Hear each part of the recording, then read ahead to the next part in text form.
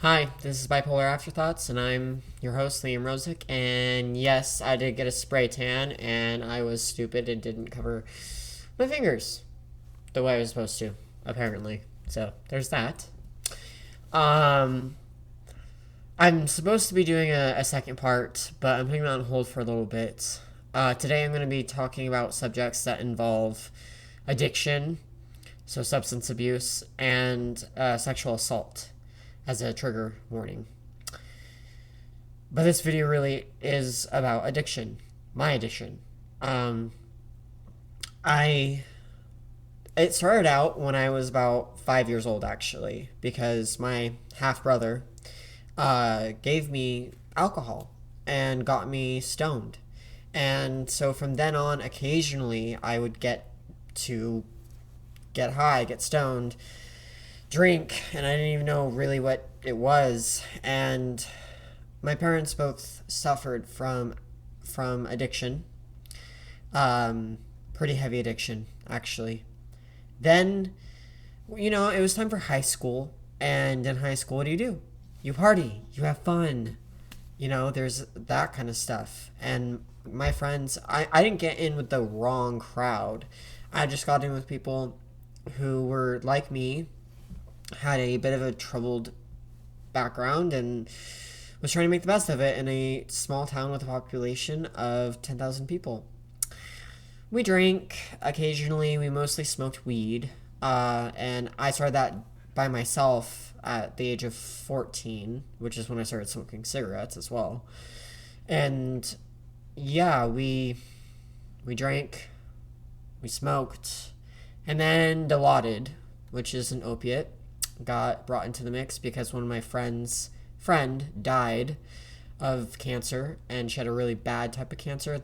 So she had Dilaudid in the room, and I guess my friend stole her supply or something. I don't know. I didn't care at the time because I liked hydrocodone, and I would snort all the pills. That's what I would do, and I would have at least 3 shots a day, and I didn't consider that really a problem. Uh, Fast forward to me being an adult, and I don't know, when it got really bad, I was probably about 20, and I was drinking a lot due to, the addiction, and it got upped due to the person I referenced, S, in my other video about my encounter with the psychopath. And so I was drinking a lot, but not, and I was hiding it and stuff like that. And then that also was a result of my half brother sexually assaulting me, which is something that's really personal. I might bleep that out. And if I do bleep that out, here is my apology. So anyway, I started drinking a lot more, and I was a functional drunk, though. I was functional until the year 2020 rolled around, and I started blacking out all the time, getting so drunk that I would talk to people who weren't even there. And then I got sober. And let me just stress how bad this was, because my friends were scared for me. My husband was scared for me. They thought that back in 2020, they thought that I was going to die. Now, by this point, I had stopped using anything. I had done coke. Well, yeah. In 2020, I did some coke, and I am prescribed some benzos for anxiety, which I do need. That doesn't get me high. It used to back when I first started using it when I was 16. So, yeah, it was a while ago. 24 now, almost 25. Anyway, but I was still on that. So it still had an effect, I believe, on the alcohol. And anyway, so yeah, I did coke during that time. I did acid and shrooms. And of course, I smoked weed. But yeah, they were really worried for me. And in fact, one time I thought I went to bed because my friend was like, okay, come on, let's go to bed. And I turned on an episode of Killing Eve, and I went to lay down, and it was midnight, and that's the last thing I remember. And I woke up the next day. It was 4 p.m. I was like, whoa, I slept a long time. And there were letters next to me from my friends.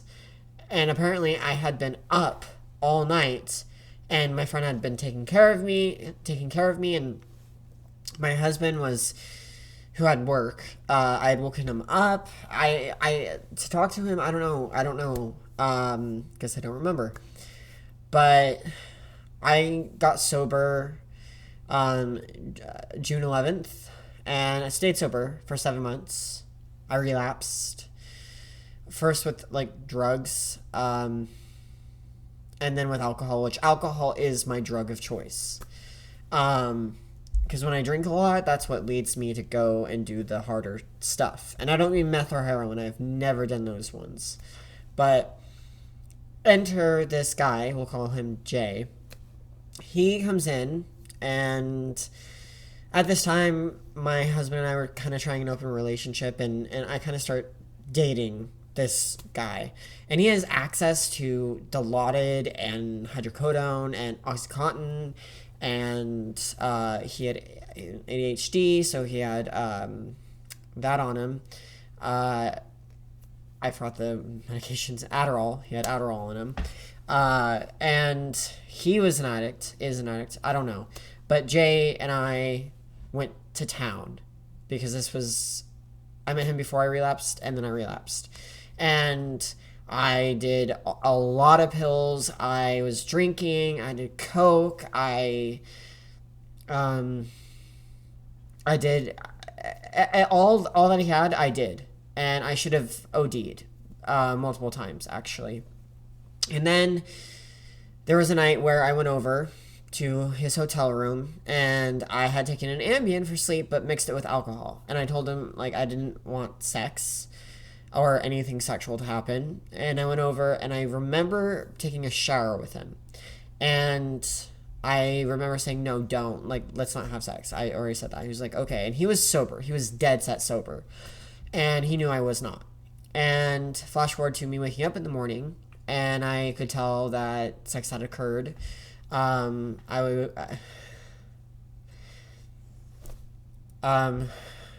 was bleeding. Anyway, I asked my husband to come get me. He did.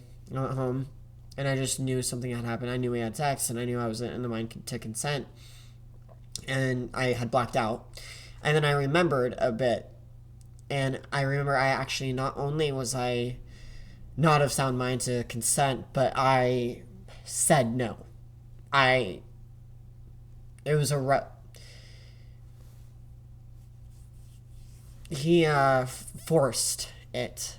It wasn't just taking advantage, as if that matters, but yeah. So his ass got whisked away by my husband, and that was a good thing, obviously. And so then I just really started to do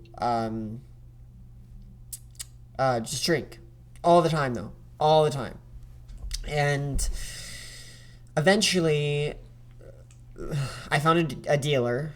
I will call him N, and he supplied me with pills as well, and then I got back into that. And then there was this one point, and this is about, okay, so in like June, I invited Jay back over. I invited N over, and we went to town. We partied, whatever.